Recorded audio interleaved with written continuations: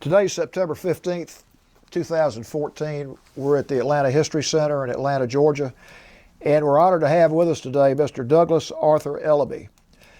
Mr. Elleby is a veteran of World War II, and he's agreed to come in here and tell his story in connection with the Library of Congress Veterans History Project. We really appreciate you coming in today, and again, we're honored to be here with you.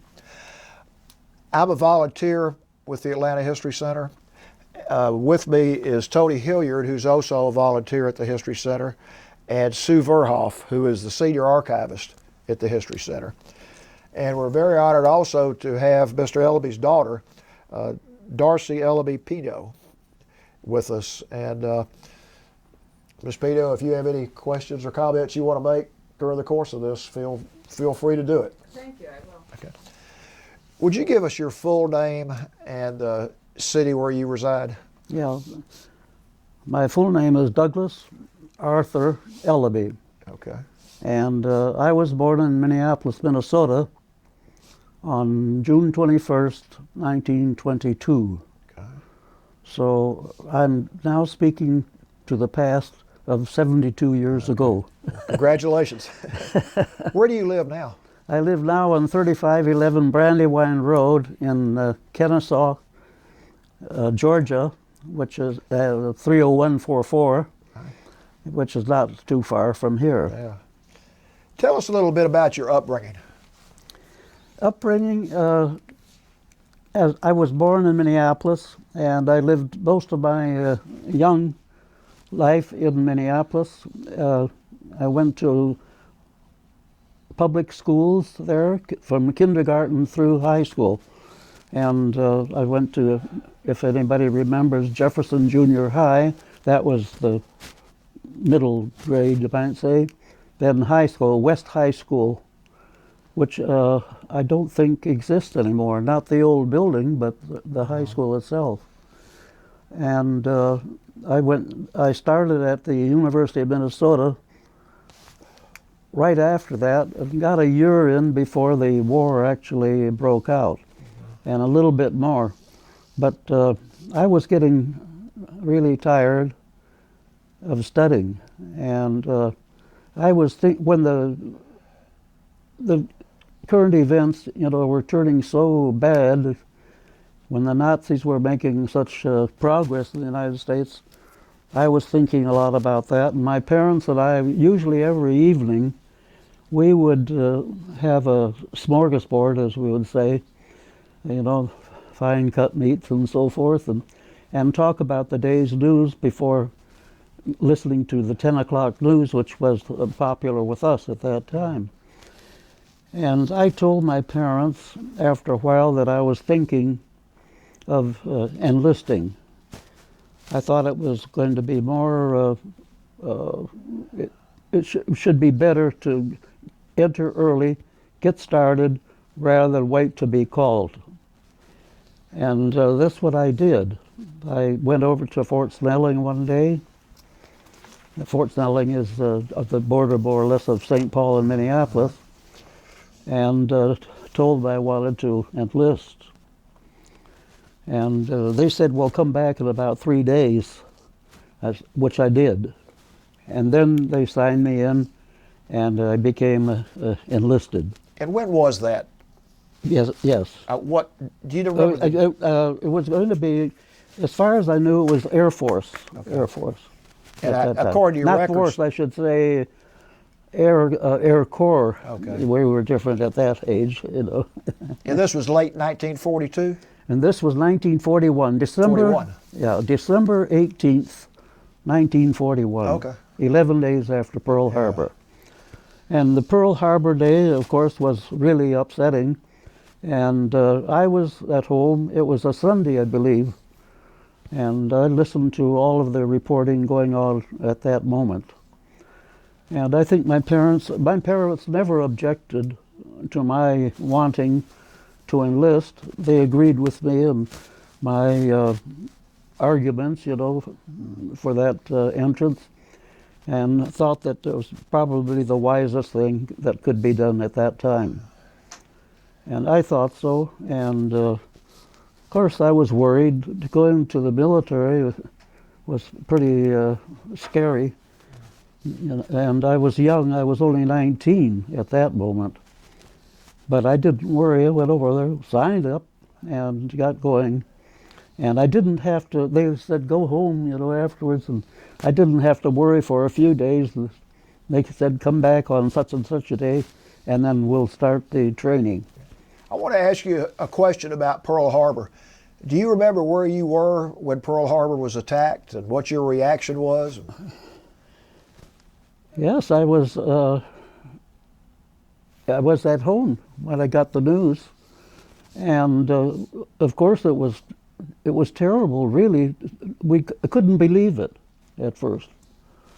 And then we stuck to the radio, listening to the news as it came in, and gradually understood what had occurred. Yeah. So that was a really shocking day for us, for everybody, and we kept that in mind. And that, I think a very short time thereafter, President Roosevelt held a large meeting at the University of Minnesota, and I mean, he didn't, but he talked, and we announced the declaration of war at that time of Germany and Japan. Okay. And that's when things started in earnest, and we started thinking about this period. Right. Well, anyway, I went back. Then I felt that, well, I had made the right move, that I wasn't going to be the only one involved in this matter, that the United States was in trouble, and things began to move pretty rapidly. Over at the fort, I went back on the day I should have gone back, and started. I was signed up. I swore to the Constitution, support the United States, and then I stayed there for a couple of days, and one day, this is rather humorous but helpful to me, a couple of days later at a roll call, the sergeant yelled out, "Who can print?" And I thought to myself that this is a very strange question, and what in the world does he mean? And I had been warned about volunteering things that I wasn't sure about. But anyway, I put up my arm and raised it and said, I can print. I said, like anybody can print. And he said, fine. He said, now you can issue the men's permissions to go home. You are in control of that.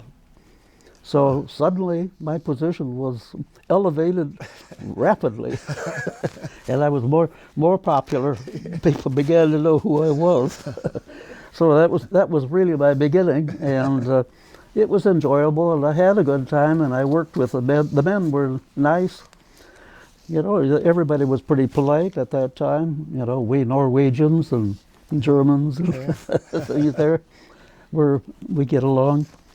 And I did that for a few days, but then up came the call for training.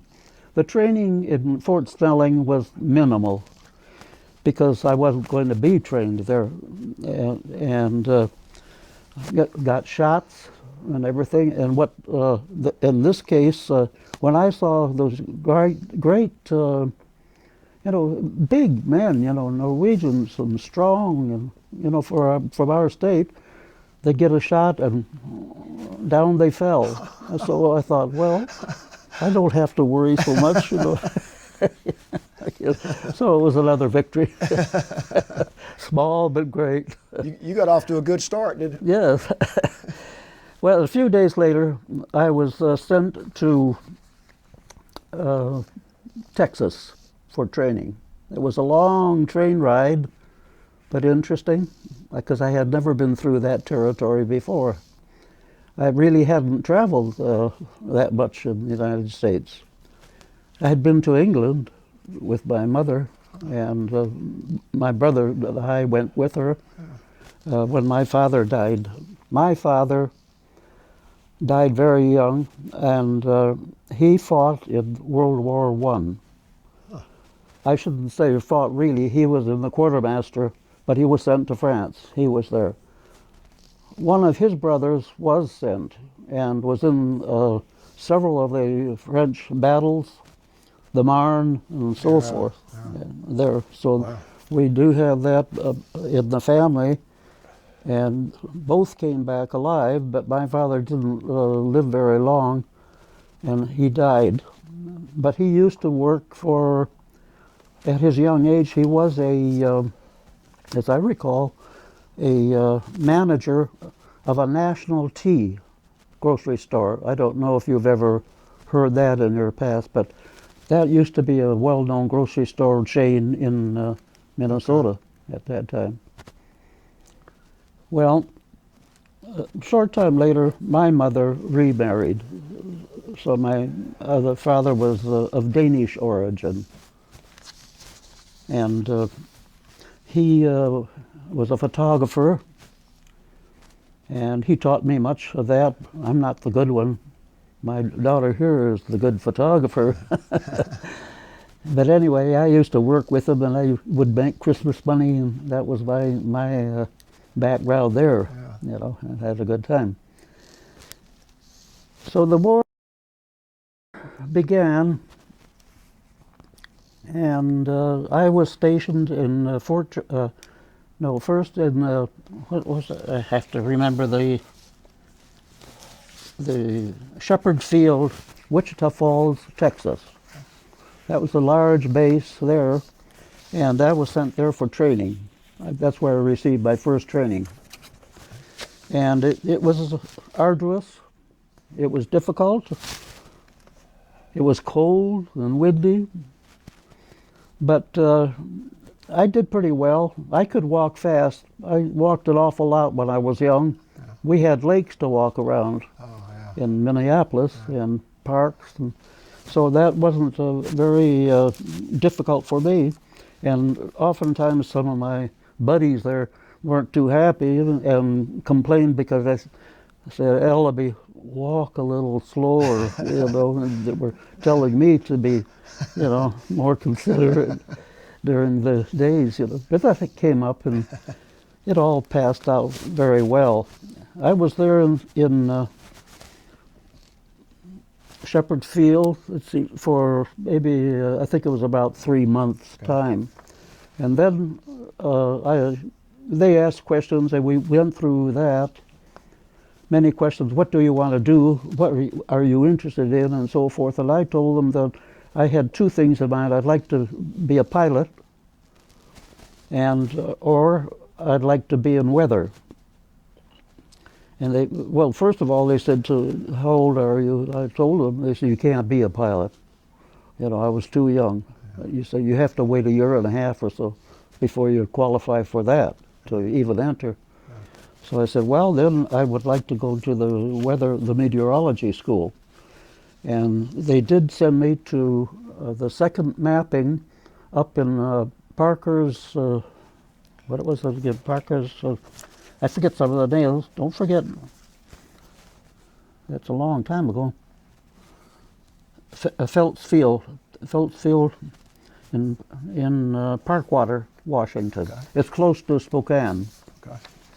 And they sent me up there, and I started into, not to the weather right away, because I was enrolled, I guess you might say, in it, and I was sent over to Geiger Field, which was close by, for, that was a minimal training, but I guess we spent a week or two in each of these places. There were 3 places up there.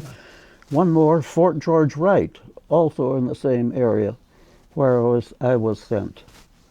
But I went back and I was returned to Parker Phelps Field, and that did start meteorology classes in earnest.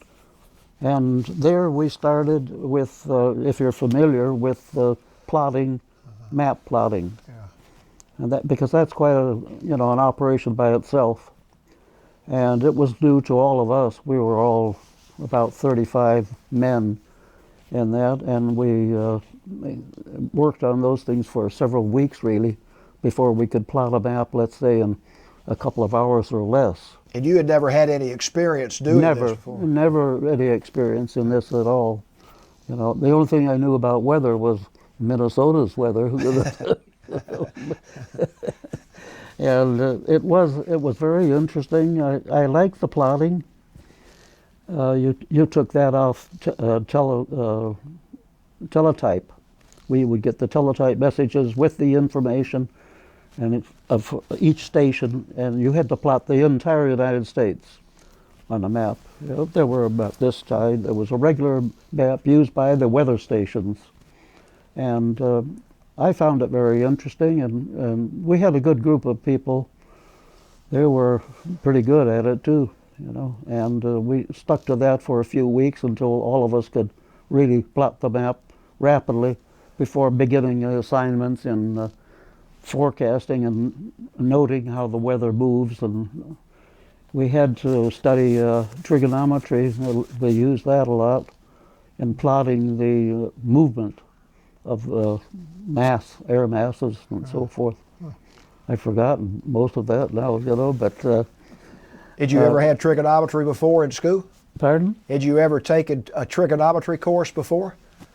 I had just started trig at the university. Oh, okay. So I hadn't had it, but the trig we used was matched to the use in our forecasting. Yeah, okay. I can't say really forecasting either, because forecasting really comes after you're working with the weather. Yeah.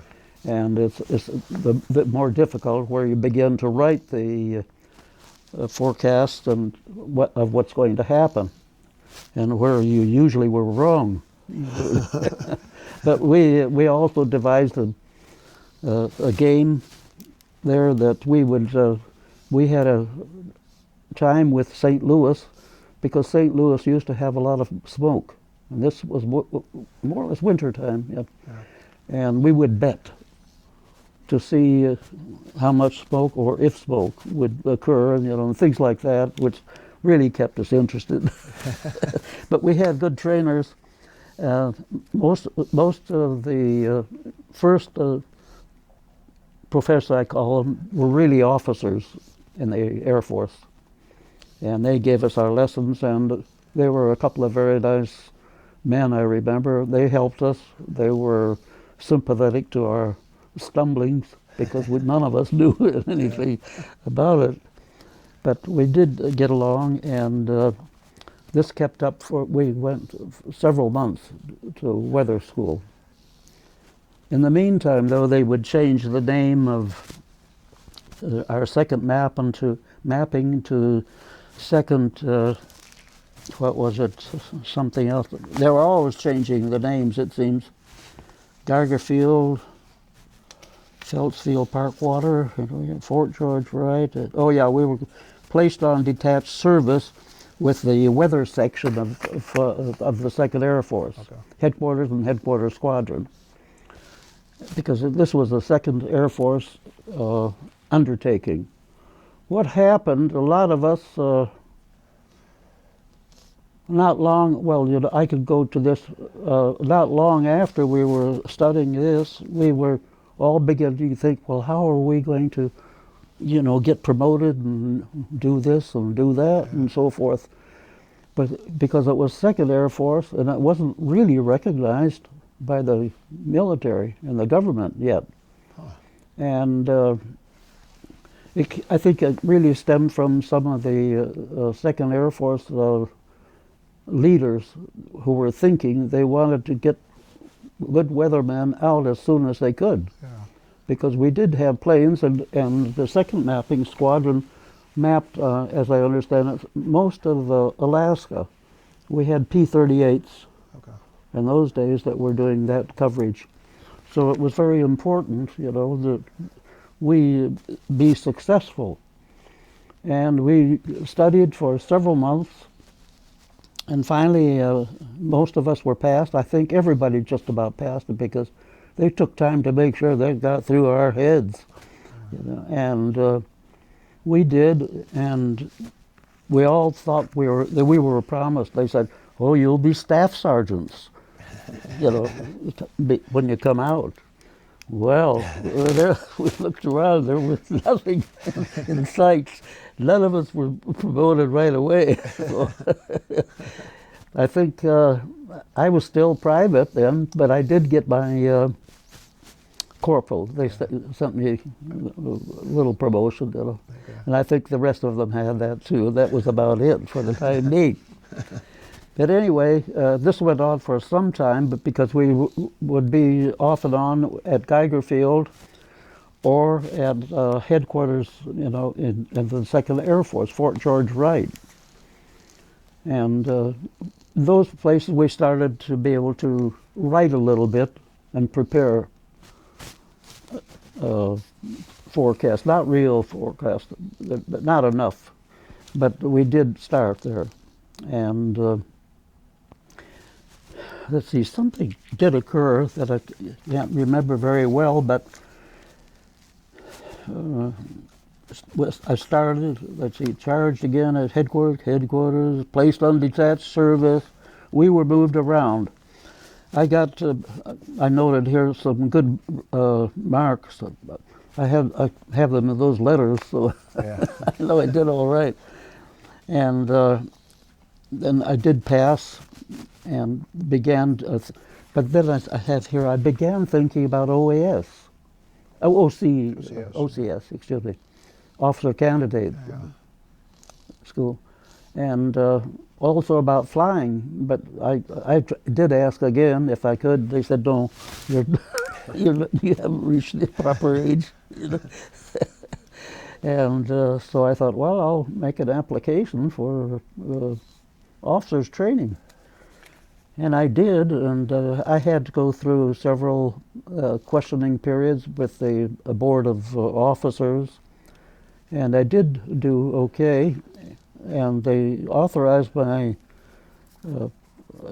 request, and it was sent, and then I was granted, along with 2 others that did well. We three were sent from the weather squadron to Miami Beach, Florida, to become officers. And that wasn't quite yet. We had some time to wait, okay. But that was developing, and in the meantime, we were doing weather work of some kind, okay. And we just had to. What was going on too that kept us there is there were, I think there was work going on behind the scenes to try to authorize the course being given to us as a regular course, and I don't think they ever really got to that level, and so none of us was ever promoted to the thought of the sergeant. Sergeancy, and had to go along with what was done. But as I say, the 3 of us were chosen to go to OCS, and we were shipped down there. Down to Miami? To Miami, Miami Beach. That's a tough assignment. That was a tough one. But believe me, it was. Going to OCS was not easy. It was. It looked like it was meant mostly to get you out of the Army. It was very difficult. At first it seemed awfully difficult, but it became easier as time went on. Yeah. But we had all sorts of courses to study. That was I hate to repeat this, but we were 90-day wonders. That's what it all took place in 90 days. Yeah, yeah. And that didn't give you very much time, for each subject. And some were more difficult and demanding than others, of course. And And along with that, we always had the physical going on. That was something that we had to face every day almost, and that was good for us. And I was in the Belmar Hotel, I remember, right on the ocean, and we had to use garters to hold our stockings up. And if you didn't have your stockings garters on in the morning, when you're questioning there at about 5 o'clock in the morning on the beach, you know, and the sand blowing in your eyes and everything, when the sergeant comes up to you and asks you, do you have your garters on? If you lied, you were in trouble. Even if you didn't have stockings on at that time, you'd have your garters. That was absolutely essential. And believe me, we used our garters all the time. And such things as that were kind of seemed crazy and so forth, but they're part of the training and to behave, you know, and to mind what's being told you and to stick to it. We all had to go through OD service, and it's not, we weren't officer of the day, but we were officers who had to, you know, obey that type of activity. And we usually got it on the beaches and in front of homes, large homes along there. And I think I was in the Rockefeller, in front of the Rockefeller home, and they were very kind to us. They would leave at night. They wouldn't dare come out on the beach because we had loaded rifles. They were loaded. We were ready, you know, to participate in something if it got nasty. You know, Germans were and did get aboard the United States from the beaches. But anyway, they were very nice, and they would leave a little food and snacks and water, or I think Coca-Colas and things for us. So because we were 2 hours on, 2 hours off, and you know, 2 hours you had to walk. It took us about a half an hour or so to get to the post. And then by the time you're through, another half hour to get back home, so-called. And, you know, it seemed like you just got into bed to rest, and it'd be time to get up for the next shift. And it happened all the time this way, and it was something for us at that time deadly. You know. So you didn't have too much time to have fun in Miami. You were training most of the time? Pardon? You didn't have too much time to have fun or go out? No, it was very difficult. And we always had to have permission, you know, to go into town. We really didn't do much of that at all to get out to, let's say, a restaurant or something, which would be a nice thing to do and enjoyable. We did have good food, I should say. We used to go to a special restaurant for our meals. And we certainly weren't mistreated that way. It was, you can't complain. We were really taken care of. And at night, we would very frequently we had retreats. Because there were always generals from, let's say, from Latin America coming to visit the United States, or our own general, and we would have to stand retreats. And when you have about 3,300 men out there, that was I think our squadron was, I forget how many we were, but quite a few. It was something. And the retreats in the afternoon were difficult because it was hot. And sometimes your buddy next to you, you know, you didn't want to be seen talking or anything. Retreat, you just keep a stiff lip and look around just with your eyes. That's the only thing that should move. And, and we would try to see what's going on. He says, I feel faint. I feel this, oh my God, you know. So we tried to move, looking straight ahead, you know, just moving little by little next to him. and the other guy would try to move the other if he could, and try to support him so he wouldn't fall down. Because many times the poor guys couldn't help it; they just dropped, Collapse. and then they were blamed, for being ill. So we had that to contend with, and then we had night retreats. That we have to go for some general, usually from Latin America, that were late or something arriving, and we'd have to be out there in the field, and it got dark, so all the people who were parked watching us, they had to turn their lights on in their cars to give us light so we could see what we were doing, and it turned out to be a lot of fun sometimes. And then when it was night, at least we could slicker and everything, and they couldn't see us very well. Sounds like you found a way to make the best of it. Yes, and not only that, we always had to march to and fro from the hotel where we were staying, to the field. And a couple of times we were on the way, we thought, home, to the hotel. And we were going down different communities. We thought it was so nice, and people came out to see us, and we were totally wrong. Our commanders, our squadron commanders, they didn't know where to go. Oh, they were lost. So we got lost. So anyway, we used to see a lot of people that way and began to feel almost normal again, because we saw our own countrymen. But anyway, that was a part of it.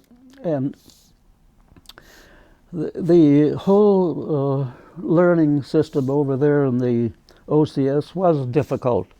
But it was put to us at, I think a well-known rate, because we had to learn fast, and we had to be able to absorb all of those things pretty easily. And if you got them under your belt pretty well, you were well off, and you came out as an officer who had a better understanding of some of the obligations. Okay.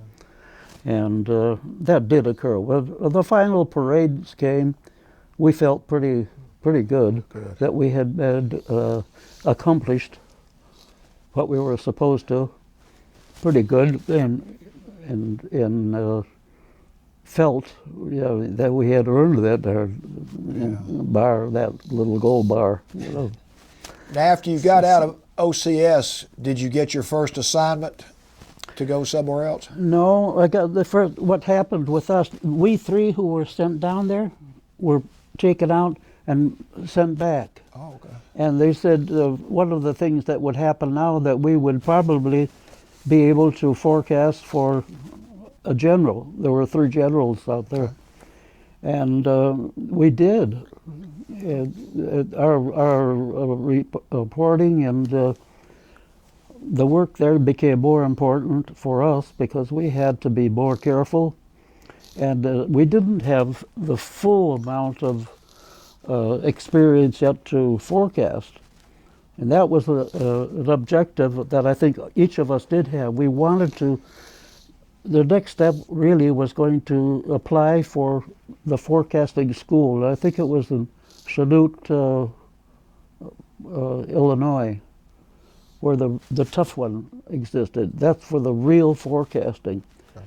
But I don't think any of us ever got to that because things began to happen after we were commissioned. Yeah.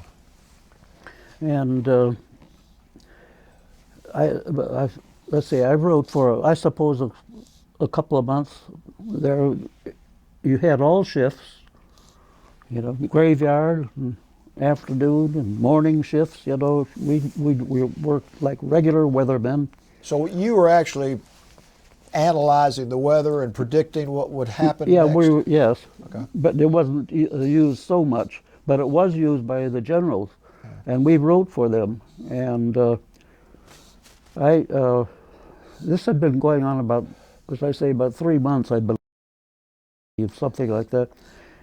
And I wrote a forecast one night for the general, and he went the next day out. But then the following day, I found one of his notes in my mailbox.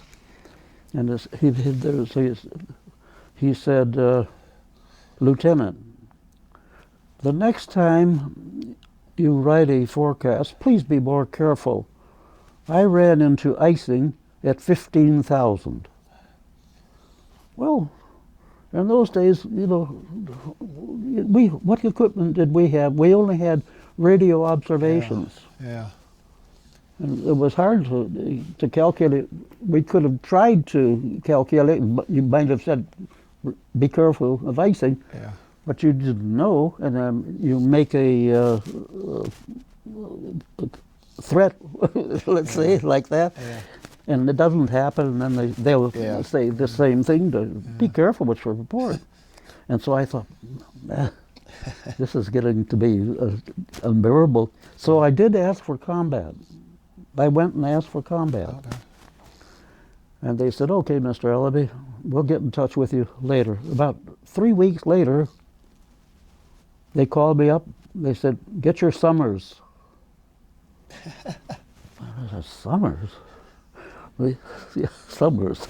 Yeah. I thought, well, that doesn't sound like Europe to me.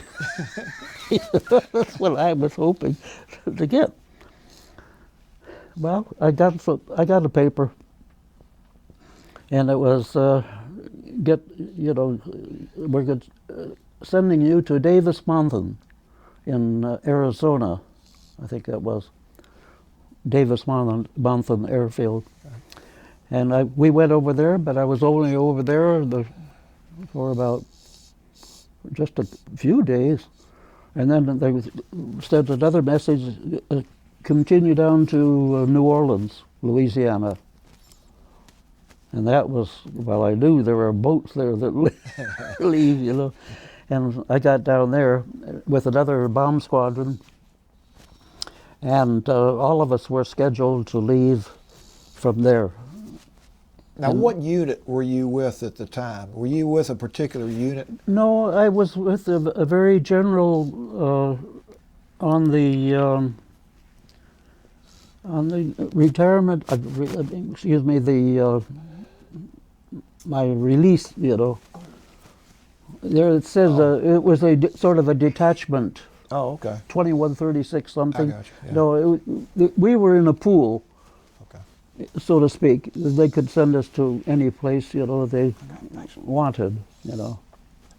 That's the only at that time. Okay.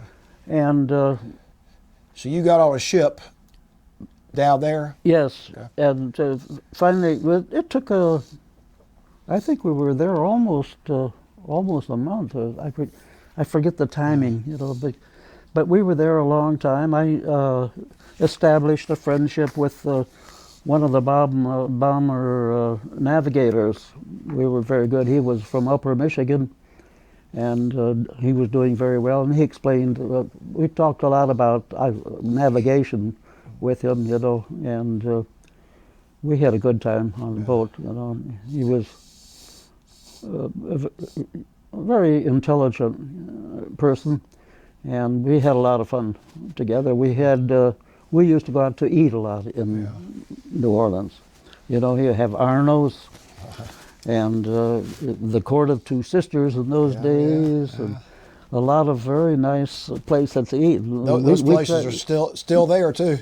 Are they? Is the Court of Two Sisters? I believe it is. Oh yeah. Anyway, we had such a good time. And I can tell you about one evening, we were waiting for another friend to come along, and we were waiting in the hall of a entrance of a store, and across from us, just a few feet, was a little man, and he was looking at us very intently. Who in the world is he? He was Peter Lorre. Really? He was there just standing and looking at us like he looks in the films. This is crazy, with him there. But we enjoyed it. Just stood there and nobody said anything to each other. And that was that. But anyway, you asked, I know in one area there, how did you feel when you got your orders for shipping? I knew that we were going to go overseas then. Where, I didn't. And I was excited and happily because I was thinking of that, and that was the end activity, to get to action and to participate and make yourself felt useful. And we waited at New Orleans for, I think it was 3 weeks or just more. It was quite a long time. His name was Vance Kincaid, I still remember, and we used to take the streetcar in from where we were staying in the military, and we got on one in the morning, not Desire, but we sat there. Nobody was in the streetcar, just us two. We got in and sat down. And a little while later, the conductor came up and tapped us on the shoulder and said, "You can't sit here." "Can't sit here? Why? There's all this room." "You're in the wrong section." Believe it or not. Yeah. Racially? At this time of and we were both struck. Yeah. Because we are Northerners. Yeah. And, we just couldn't figure out, it was idiotic. Yeah. It was because of you know why. And is that the first time you'd ever run into something like that? First ever, yeah. Yeah. And so we had to get up and change seats, otherwise he would have kicked us off the streetcar. We'd have to walk into town a long way away. So that was not very amusing, to us, and we felt very strange, about that, because we couldn't understand it. It was stupid, and that was it. Period. But anyway, Vance and I talked a lot, and finally we were ordered to the ship. We didn't know where we were going, and we didn't know what the shipment consisted of either. It was I think we had a convoy, as I recall. I don't know how many ships there were in it, but I remember hearing that at least one ship was carrying down 100 octane gasoline, just Panama, for aviation use. And so we started out on the cruise. We left at the end of March, and we didn't get to Panama until early April. April of 40. This was 42. Okay. 42. And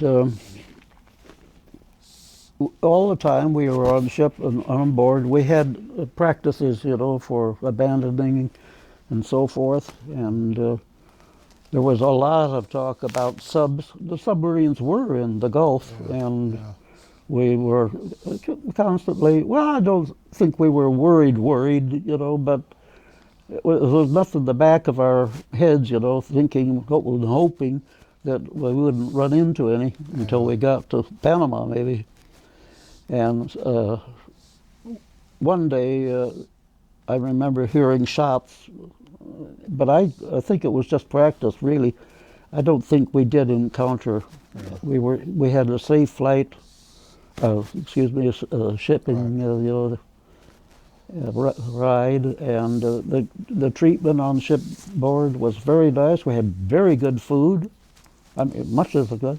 But one of the worst things was of ourselves, and I don't smoke, but so many guys smoked. And when you were down in the ship area, it was terrible. So Vance and I used to go up on deck, and we just about every night slept on deck where it was fresher, and stayed up there. We didn't worry about if we rolled around a little bit. We couldn't help it, Just to have the fresh air. Yeah, but we had the fresh air. So that was, out of the shipping, that was about it. And when we arrived at Panama, I think we learned late in the trip that where we were going, where we would be landing, and it turned out to be Panama. And we got there safely. Everybody, the Bob Squadron, and then things started moving. We were strangely enough, at first we were, in the bomb squad, we were shipped to a small town outside of Panama, where we were for 2 or 3 weeks. We had to pull OD there then, Yeah. and so forth. It was really a little Panamanian city, but we were there for, I think it was Easter that year, April, and we met lots of people there. We were invited to their dances and everything, but it was very new to be dancing with Panamanians, and Oh. we were in a new Yeah. area, but we had a lot of fun, and everybody enjoyed it, I think. Then they brought, from there, I lost track of my friend. The squadron, the bomb squadron, they stayed there, I think, and I was brought to Panama City. Okay. In Panama City, I was, they put me to weather, to the weather station, but I wasn't really needed. They had already had their weathermen with them in the bomb squadron, so that wasn't needed. So I was brought into the 6th Airways Squadron, 6th Airways Detachment, something like that, and brought in and as a administrative officer. And I enjoyed it. It was very nice. And I got to know people. I did a lot of writing there, really. The commander told me he wanted to know about this, about that, and so forth, so I had to, get busy. Yeah. And I did, and he was very nice. And about, not too long, about a month maybe, or a month and a half later, he chose me to, he said, I'm going to recommend you to command Costa Rica. And I spoke to him at first. I was concerned because I said, well, I want to thank you, but the thing is, I bet of those 35 men up there, some of them could be my father. I told him, he said, just keep quiet when we go to the commanding officer of the detachments. So, okay, so I did. But I was concerned. I thought, oh my God, this is going to be rough. Getting the guys that are older than you, be telling you all what to do. And well, it went through. He said, you're going up there. You're going to command. And then I started asking him some questions, and one of them was, well, what do I do if some of those men really give me a headache, He said, you have one club. And I said, what's that? He said, you can send them back to Panama because the men don't like Panama because it's hot and it's a busier place and it's crazy, And they'll pay attention if you say you're ship them out. Okay. I said, okay. So I felt more secure that I could say something. I never had to raise it. Really? Really, no. They knew. I think that somehow or other they knew that I had that quality. I could assume something, and everything went pretty well. To start out, I flew up, and that was my first flight ever in my life. Really? From Panama to Costa Rica. I don't remember the exact date, but I think I have it in my letters. I got sicker than a skunk. Really, I was nauseated all the way up there. It was a very rough day. That plane was going, DC-3. They're little. They don't take the mountain currents very well. And so when I got up to Costa Rica, I was tired. And I think for the next 3 days, I couldn't get up earlier than 9 o'clock. I just couldn't get up. Yeah. I was so tired. But things started out well. The weather's wonderful up there, and I got to work, but mountains of work up there. And I had promised also to them, and I think I even signed a paper down in Panama. They said that the money is missing from the men's mess. So much money is missing. They said, they asked me, here I am, a 20-year-old. They said, can you pay it? Oh, I said, sure. Sure, if I'm running it, I said, I'll get the money out and pay you. I said, okay, you're going to have to do it. Well, I didn't know what I was promising. Yeah. And I got up there, and the first bill comes due, and it was stiff. You know, I had to take it out of the money I had that I received periodically, and pay it. Why did you have to do that? Well, to tell you the truth, I don't know. I never questioned it. That's why I was, I wasn't aware of. It was a dumbbell, you might say, in that sense, because I didn't know what my rights were, and what I should do, and I felt that it was almost necessary that I do it. Yeah. That would be the proof, and I was handling the officership okay. Okay. Well, it became harder and harder, just that one problem. And I had to caution the cook. We had a cook, he did the shopping for the food and so forth. We go downtown San Jose to the meat market and so forth. And but it was getting tougher. But in the meantime, what happened, an angel was smiling on me.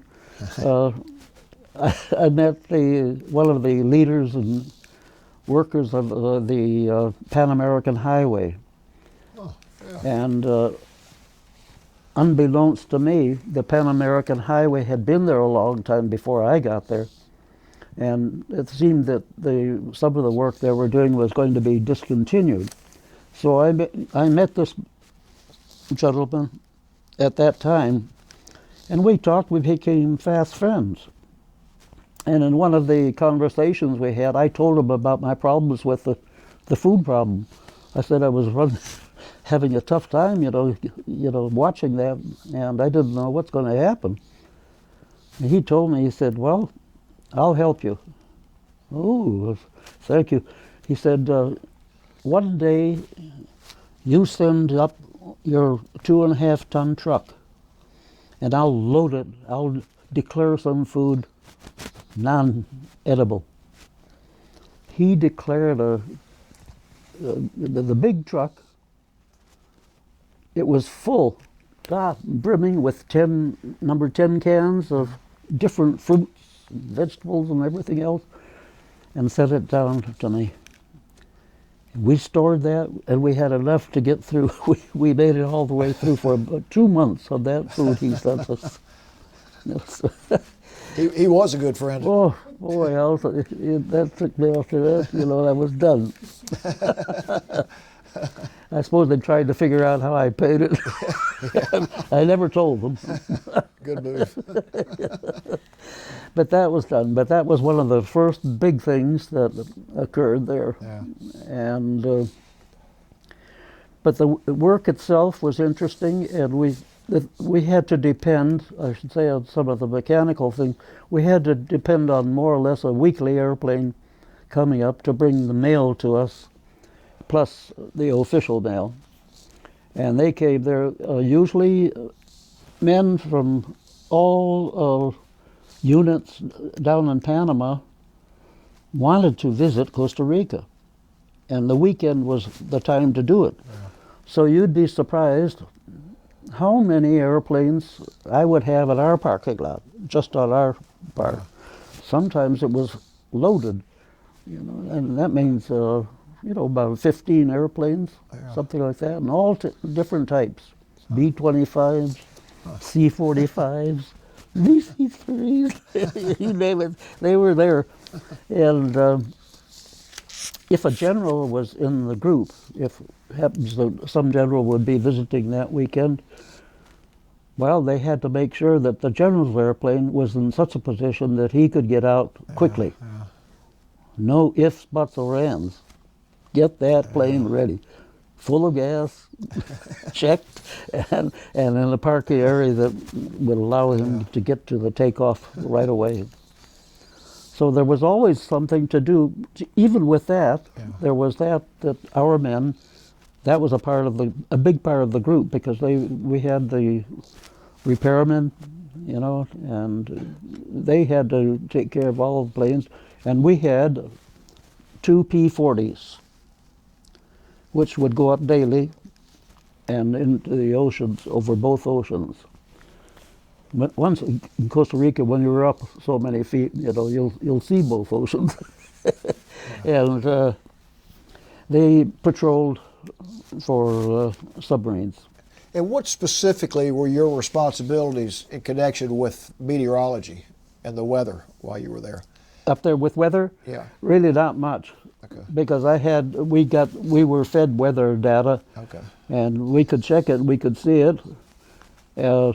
That was used a lot by our you know, repairmen. Yeah. We had to know what the weather was going to be, for example, each weekend, because of all these planes being there. How were they going to move to get out of there in case the bad weather came up, you know, and when should they move, you know. So we did have, you know, a little to say, and they listened to us. But we received it from Panama usually too, the weather, forecast. At least the forecast that's close there. Yeah. And our forecast here, up there, well, we do more or less what would be the season of the year. Yeah. And we never had a problem. We never lost a plane. Okay. And usually the movement was pretty smooth.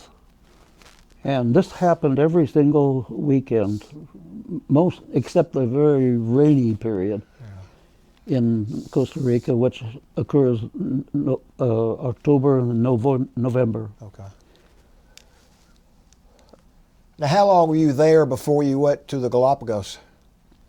Oh, well, I had been, that was my last operational thing.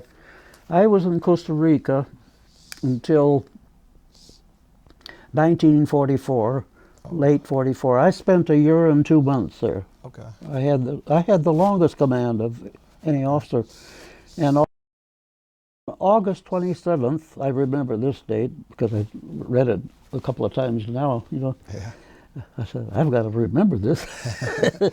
August 27th, 1944, I was given leave. They sent an airplane down for me, pick me up and take me up to the boat. I was going back home by ship with the others. Many others were getting leave, but going back by ship too. So I got, finally I got an assignment home for just a final, I think I had 1 month at home and then I had to return. Okay. And when I returned, there was thought of giving me another detachment, but I think they probably thought it wasn't wise to give it to me another detachment because they were thinking, I remember, of Managua. Yeah. You know, and that didn't occur. That didn't bother me. But then they said, we're going to send you to Galapagos. And so I was sent out there with the assignment. Now things were very different. Since I was in that pool, they could be anything. And I think I was told to inspect all the messes. And that included artillery and infantry and everything on Galapagos. We were on an out-justing stone at Baltra. It was called Baltra. And it was a shelf in the ocean, you know, a geological shelf. Yeah. And for there, I used to go around the base, you know, checking on looking at mess. What I knew about them was, you know, like that, you know. And but it turned out to be fun because when I would go to a certain artillery, what I remember especially, they had a couple of Germans there that were good bakers. They were German prisoners, or? No, they were of German origin. Oh, okay. Of origin. but they were good bakers, and they would always have something very delicious made, you know. So I would find everything in good order. They treated you well, huh? Yeah, very. It was a lot of fun. Also, I think I recall too, but not so much. I did work with the enlisted men's. I don't know what you call it now. Where they went to drink beer and so forth. It was just a big meeting place. Right, the club. And I think I did help out there, where I started making some things a little more serious, where they charging them, and it was starting to, I think, break even. You know, not a great deal, you know, but something that it kept on moving on. So that was about it. Galapagos I was there 6 months. And I used to go out with a group. We would get manufactured products, sugar, candies, I think some canned goods, and take a J-boat, a Navy J-boat. That's one that they pick up, sailors usually, you know, and sail over to, I think it was a part of Santa Maria, if you look at the map. And there, Norwegians many years ago had built a factory to can fish, because the fish is wonderful out there, but it burned down. And now you only had a Ecuadorian garrison and a few Norwegians that remained, hardy people that just stayed there. And we used to go there and trade with them. And it was that was a nice thing, and we enjoyed it a lot. I think I only went to it once though on that kind of a thing. But anyway, what happened there? That was a funny day. We went, and then we would pull out a little bit and go swimming. And it was beautiful, beautiful water. You could see about 20 feet down, right down to the bottom. And nice, you know. And we had a good time, and then we went home. But when we got back to the base, to Baltra, we saw ambulances. You know, there were a couple of them at the port there, and we all got off the boat happily and everything. We weren't worried about anything, but they came around at us up and said, "You all have to go to the hospital." Well, why? You know, they said, well, somebody had died of a very serious disease over there where you were, you know, with the Norwegians and others. And we said, well, we didn't know. We didn't hear about anything. And they say, anyway, you have to go to the hospital until we find out that you're okay. So we all had to be put in the hospital for about, it only lasted 3 days. But they said you know, freed us, and they said you're okay. And we had to just endure it for those days. But somebody did die from the disease, which didn't cause any further trouble, fortunately. Now you mentioned Baltra. Is that Baltra was the name of the base. Oh, that was the name of the base. That's the geological name. Okay. But that was the name of the base also? Yes. Okay. Well, we didn't call it Baltra, but Galapagos. Yeah, okay. But that's where it was located, there. Well, the Galapagos is known for a lot of sea life and... Oh, yeah. Did you see a lot of that? Oh, yeah, lots of... And you know who used to be there and very interested in that was the famous... Cousteau. Jacques Cousteau? Huh? Jacques Cousteau? Oh. Who? Cousteau, Jacques Cousteau. Well, he was interested in it, yes. He was a good note diver and everything. There's somebody else in there. But anyway, the Galapagos Islands is a series of islands, many islands. And the fishing is good. We used to have delicious fish there. That was one thing that we had a lot of, and it was really very good.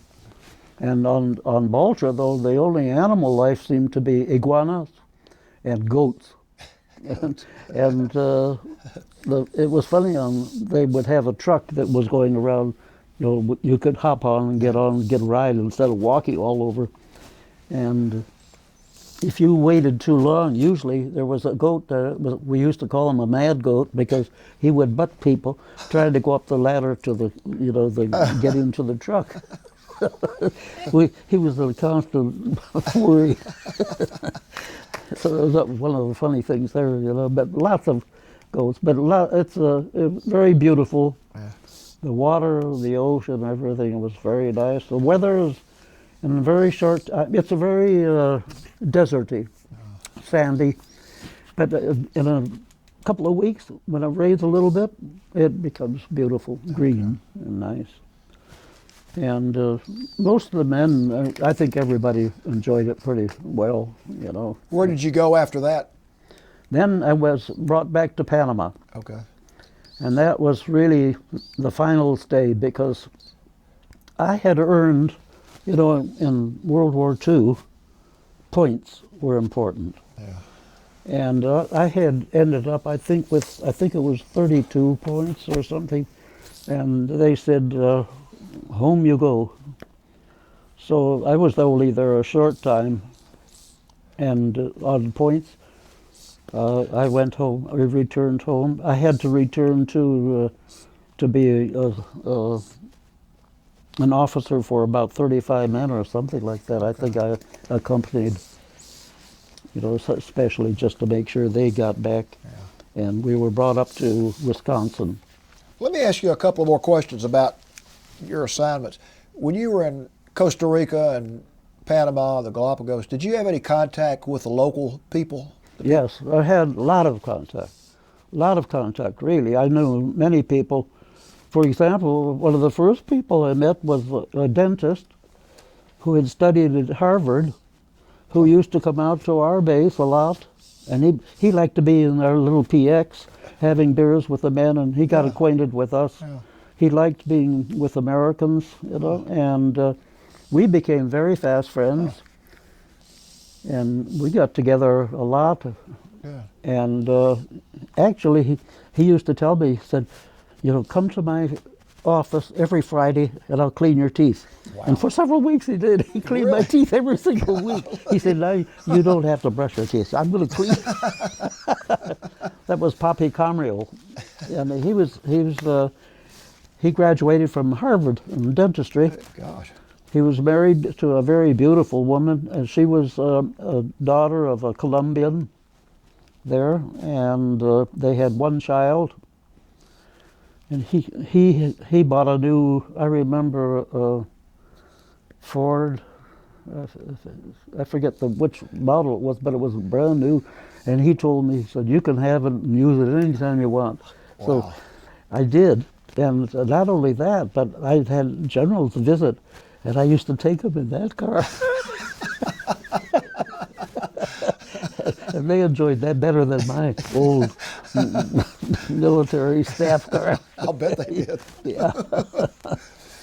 So, yes, I met a lot of people. I knew most of the president of the country I had met. Good gosh. And a number of the personnel of their government. My government, of course. I went to the embassy nearly every day to talk to military attaché or naval attaché or a consul. Yeah. But I met lots of people. Not my wife. I married a Costa Rican. Oh. And she was the niece of President Julio Acosta, 1920 to 24. Really? Yeah. Wow. And but we met in the States. She was on a scholarship up in St. Paul. Huh.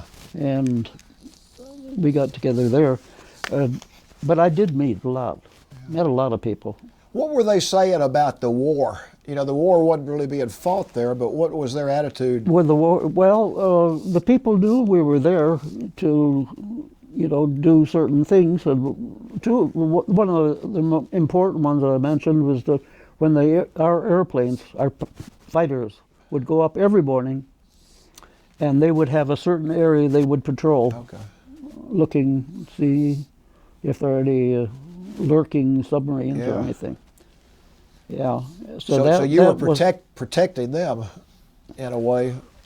Well, I don't know. You know how things go. If there had been an attack, there could have been. It seems to me if the Nazis had been Yeah. Rougher like ISIS, they would have been ashore. Yeah. Yeah. And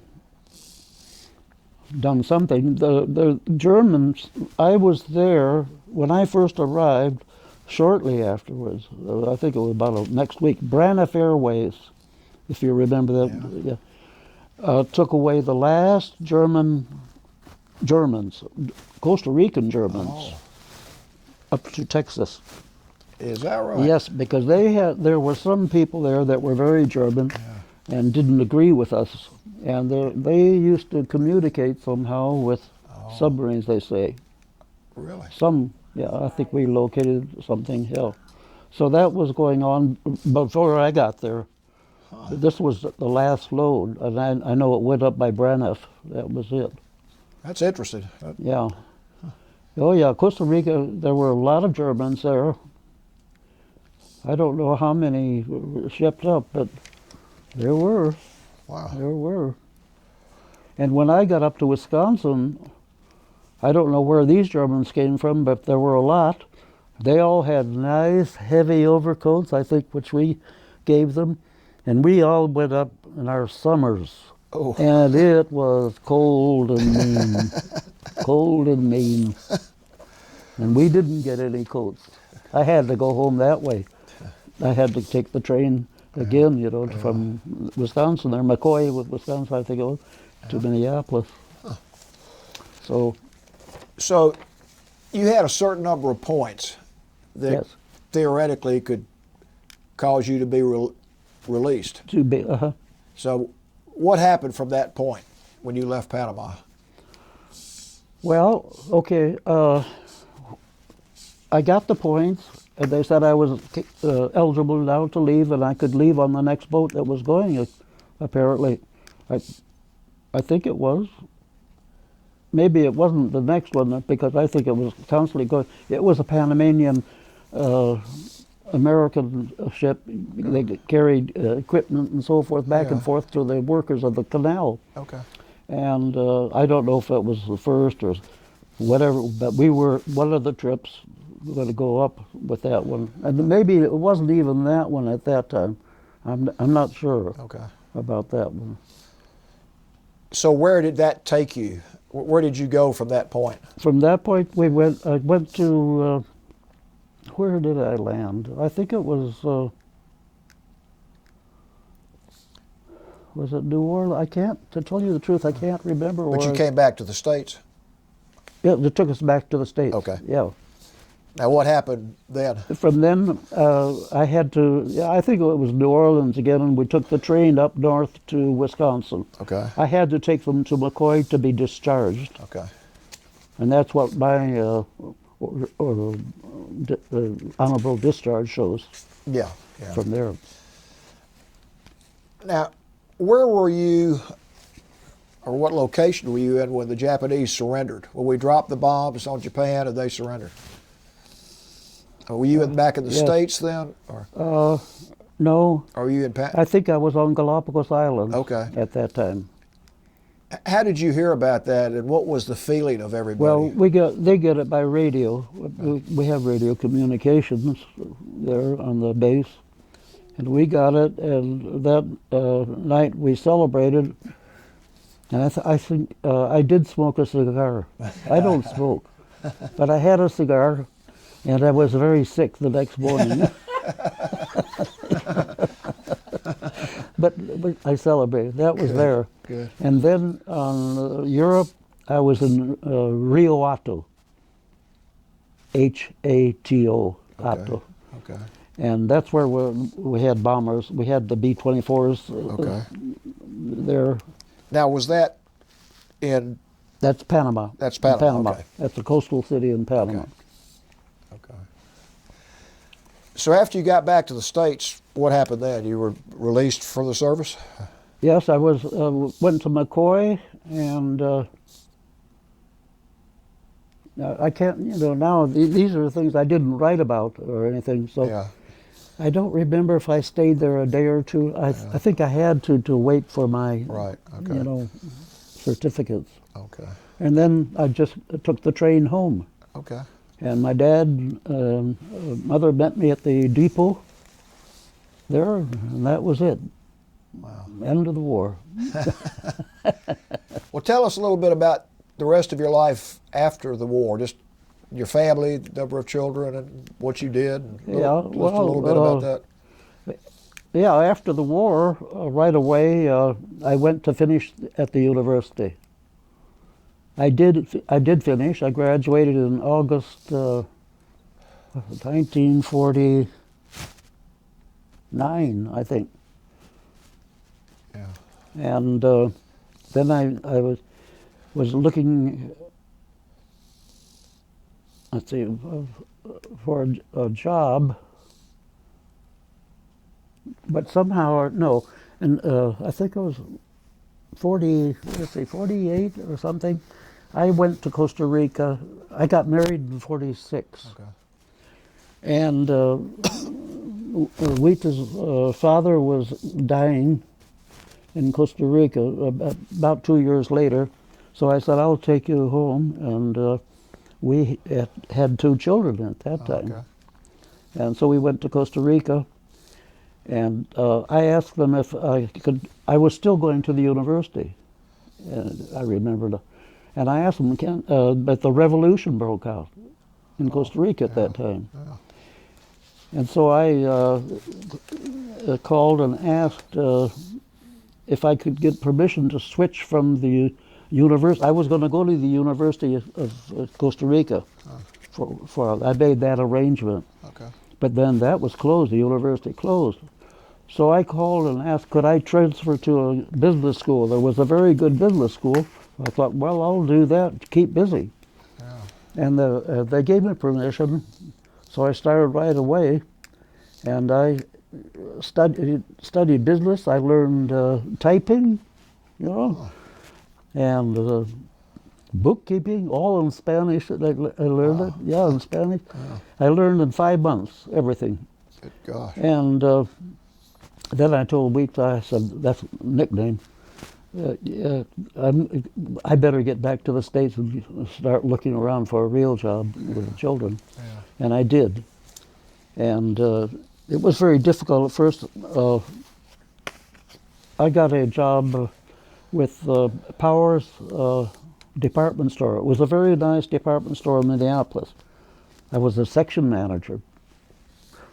It wasn't much of a job, you know, but I thought, well, I'll take something until I do get a job, you know. But I did well there, and it was a lot of fun, and I enjoyed it. But then I switched.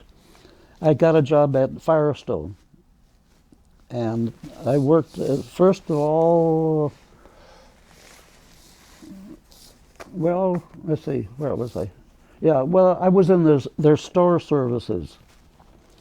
They used to have stores, small stores, like Gamble-Skogbo, you don't know. I think Gamble-Skogbo was a Minneapolis small store. That's when before I finished university, I got a job with them. That was a real job. I was the head of, I had the African account and Salvadoran account for selling, and I used to sell so much, but you couldn't get it. We couldn't manufacture fast enough in those days, you know. Yeah.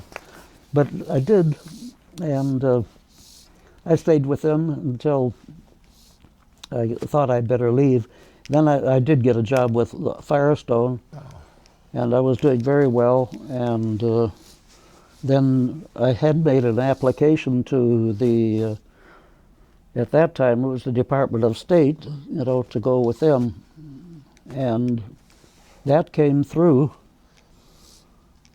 And I got nominated.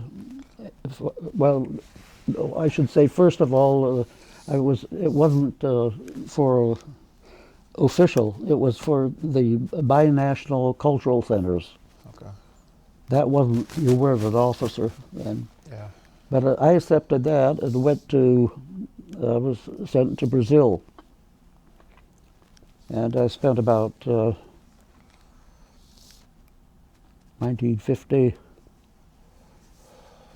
Oh, I'm a little late now. I forget. But I did spend time. Let's see, I was in the Dominican Republic. I had to stop there though because my wife was expecting my daughter, and we were having a little health problem. So I had to stay. I had to send them up in advance that I went, but I didn't tell the people in Washington anything until I got there personally, so that they would know I was not just doing something frivolously, and explain to them that I would like to return. But I couldn't do it right now because my wife was, with a problem. It was a serious problem. So we went home, and a year later they called me up to go again, and we went to Brazil. That was 1950. Okay. I remember that was exactly 50. I went to São Paulo there, and I asked them in Washington first. I said, "Well, I don't know Portuguese." They said, "Learn it." In those days, nowadays, a person gets 22 weeks of real intensive help. Yeah. Portuguese is a tough language. No, it's not so bad. It's not? like Spanish, and well, I learned it pretty well, but my wife learned it because she spoke Spanish. Yeah. That nobody knew she wasn't Brazilian. Okay. Everybody thought she was Brazilian. She spoke it so well. Wow. And we learned it off the streets. Wow. Without any help. So that lasted for 1950. We're in Sao Paulo. In 1952, I was sent down to Santos, which is 80 miles down the road, roughly, in the port, the big port. I used to see all the Italian ships, the one that sank in the Atlantic, beautiful ships, and I had a nice binational cultural center there. Was able to, I ran the thing completely. I had to travel from Sao Paulo to Santos every morning for 5 months. I did it. I didn't have a car. They wouldn't let us bring the car in, so I had to go by bus every day. I didn't even see the children,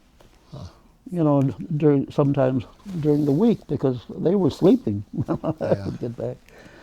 So I did that, went home, 1950, then things developed. I had more centers.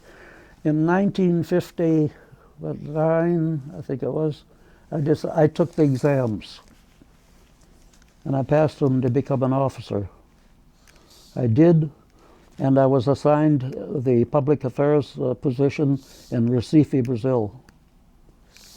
And that's where my career started, with the department at that time. It wasn't really with the department. It was, at that time, it was with the United States Information Agency. My children even today think, agent information, they're suspicious. I say I'd be the worst spy in the world.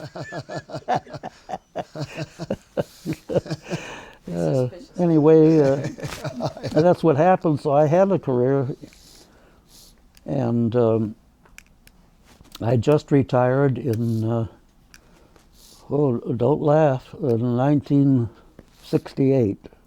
Okay. So I've been retired for about 36 years. Well, it looks like it's agreeing with you. Pardon? It looks like it's agreeing with you that you enjoy it. Well, I stayed home. I paid attention to the family all the time. That's good. I drove all around the United States, everywhere you can think of. Yeah. Well, not everywhere, but a lot. Yeah. And usually it was, we're going to take in a visit somewhere. Okay. This one kept us very busy because she and her husband lived in Europe. They went to Switzerland, Oh. where they invited us, and also Germany. Wow. where we went to see them. Right. And we spent on each of those visits 3 months each time driving all around the countries. So that was nice. But that was a great Very trip. nice, yeah. So how many children, grandchildren, and great-grandchildren do you have? Okay, I have 11 grandchildren. That stopped. That's all over with. The new page. I'm now on the the great grandchildren, and we have 16. 16. 2 are new this year. And you have 4 children? I had 4. Okay. Yeah, 4. 3 girls and a boy. Wow. Well, man, you. Number 3. Yeah. But you forgot to tell him that you kept getting transferred from Brazil. You went to El Salvador, and then. Oh yeah. Oh well, yes. I had other stations. Yeah. Yeah. I worked in Salvador. I never worked in Costa Rica. They early on, when I was interested, they said no because your wife is from Costa Rica. Now, of course, everybody goes there. It doesn't make a difference. Yeah. I worked in Mexico also. And let's see, where else? Panama. Wow. Panama was my last assignment. Yeah. I was cultural affairs officer of the embassy. So that was my last assignment. Well, you've had an interesting career living in all those different places. Yes, I have. Yeah, I'm very happy with my past life. I had my, tough times, but I had many more good times than that. If you can say that, you're okay. Yes, yeah. I want to give everybody a chance to ask any questions or you to add anything you want to add to it, or Tony or Sue. No questions? Oh. That's something hard. And finally, I want to give you a chance to say anything else you want to say, summarize or just anything. Well, let me say that, working in the United States Information Agency was very interesting work. I was able to meet many of our own leaders, and before I left the service, no, not before, but after I was expecting to have my last assignment in Washington, I told my friend, because he came in to what was it? Yeah, to replace me. Maybe I'm getting backwards. But anyway, he asked me if I would help him with the programming. And I said, sure. So I went to see him, 1776 Pennsylvania Avenue. That's what our address was at that time. And he said, Doug, I need to have somebody help me to introduce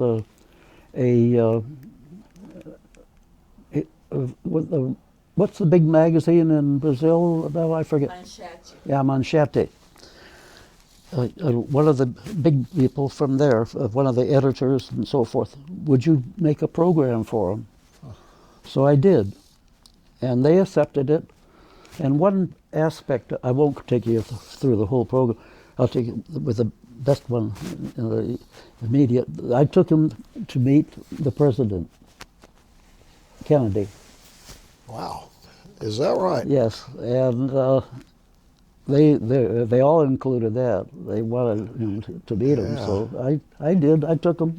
The day came, I picked him up, took him over to the White House, and we got up to the office, and one of Kennedy's secretaries said, I introduced myself. I said I was Mr. Elleby and so from Manchete magazine, to whom we hope he will meet the president, And she said, oh, yes, well, just sit down. He's busy right now. He was accepting, I remember, the papers of the New Zealand ambassador who was just coming into the United States. And so we sat down, waited, and she came a little while ago, just a few minutes. She said, "Mr. Elleby, do you want to see the president now?" I said, "Yes." So follow me. So I followed her. I forgot all about him. So I had to run back. Oh, I'm sorry. Listen, come with me now. We're going to go see the president. So we went over there, and we got there, and he was introduced, and everything worked out okay. Thank goodness, But I nearly muffed it. I wanted to meet the president more. I'm sure you did. So, but anyway, they went through, and the whole program went through, so he was very happy. Good. So I contributed. I want to say that I was brought up as a diplomat brat, right? Not a Navy brat, but a diplomat brat. But growing up in the diplomatic environment was really special. Yeah. Because I can speak for myself, but I'm pretty sure that it was like this for my siblings as well. I remember my parents having to have a lot of cocktail parties at their home, Yeah.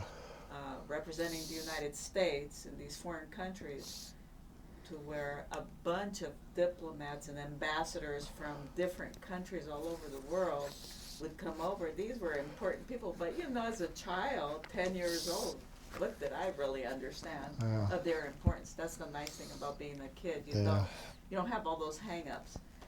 But it was very interesting speaking to all the people, and I really enjoyed that. And I would go up to each ambassador, I remember, and ask them, "How do you say I love you in your language?" So I learned quite a few The important I things. love yous in the different languages. But it was definitely an education, Yeah. being brought up with all that culture. Because my dad, a lot of his posts were cultural attachés. So he would bring in culture from all over the world into that country, wherever we were. And so I was able to appreciate classical music and famous pianists and violinists and just learn about music and art and painting and sculpture and from very famous people. Well, you were very fortunate to have that kind of upbringing. I was.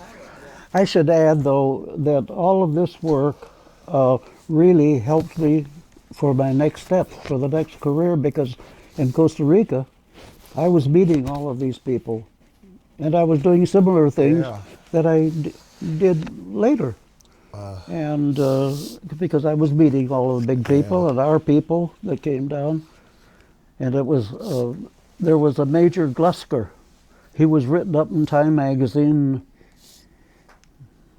I don't know when it was now, but he was a very well-known doctor, and I took him all around Costa Rica when he was there. Wow. So I had this opportunity to meet people, and that I could just transfer that to my next job with the USIA. Well, the great thing is your family benefited from Oh it yes, so much. oh yes, just oh, as and we my wife heard. helped me a lot. I can't tell you how much oh, excuse me. Oh, yeah, excuse me. I just want, on that score, I want to mention now, really, the women today don't do all that our wives used to do. We were interested in promoting the United States of America. And it took, a couple of us to do it. Yeah, well, that's And right. we did it, and joyfully and happily most of the time. Yeah. So, and that's what gave us such a good, I think, reputation, and people remember those days. Today, it's not the same. It's just not the same. Really? Do they not do that in the diplomatic corps anymore? Not quite so, I know there are a lot of good people there, but a lot of women, I think, and men probably too, don't believe they have to go through such a way of achieving, success. Yeah. And Well- it is important. A couple can be very important, Oh, I think. Yeah. Well, your wife was obviously a good member of the team. Yes, she was. Oh, yeah, yeah, we would have to do things, that were, pretty difficult to do, and yet we did them, and they produced very nice results. And even today, a lot of people remember us. They know who I was. Sure. I got a letter last Christmas, I think it was, from a person. He was a city banker in Porto Alegre, Brazil. They bought the apartment we used to live in Porto Alegre. And I didn't know that. He bought it. And he sent me a copy of a letter of a program of a school in which I was very important in helping establish, plus he also got together and did it. Now he said, they want to send you a thank you letter, Doug, for 40 years of continuing success in the school that we just set up overnight, we three talking. So, I mean, it makes you feel pretty good. It should make you feel real good. Yes, yeah, very good. And that wasn't even attached to the official work. We did that on our own. Oh. So. Well, you've obviously had an influence on a lot of people's lives and have had a pretty fascinating life yourself. And we really thank you for coming in here and sharing your story, because it's really been a unique story for us. We've done a lot of these interviews, but your experience is something different, which is really going to add a lot to the collection at the Library of Congress. Yeah, thank you. I was worried about expressing the part of the war, but all of my work, the base was connected with it. Oh yeah. Everything. No doubt about that. You played a big part. Yeah. So because we used to feel uneasy about not being, confronted with dangers, which I know the average soldier was, and felt kind of like we were, missing the boat. Now, everybody played a part. I mean, you played an important part just like every other soldier did, so you should be proud of what you did. Yeah, well, I think we did some good things. Yeah. And I think you wanted to... Yeah, that's what I was going to say, that you probably interview people that have, stories that are more about combat. And that's what makes this so interesting. And we do interview people that are not in combat, and you realize how everybody played their part, and it's just a piece of a big puzzle. And we want to thank you for doing this, and we want to thank you for your service to the country. Thank you for the opportunity. It's nice to feel that I did something. Well, you did. Yeah, thank you. thank you.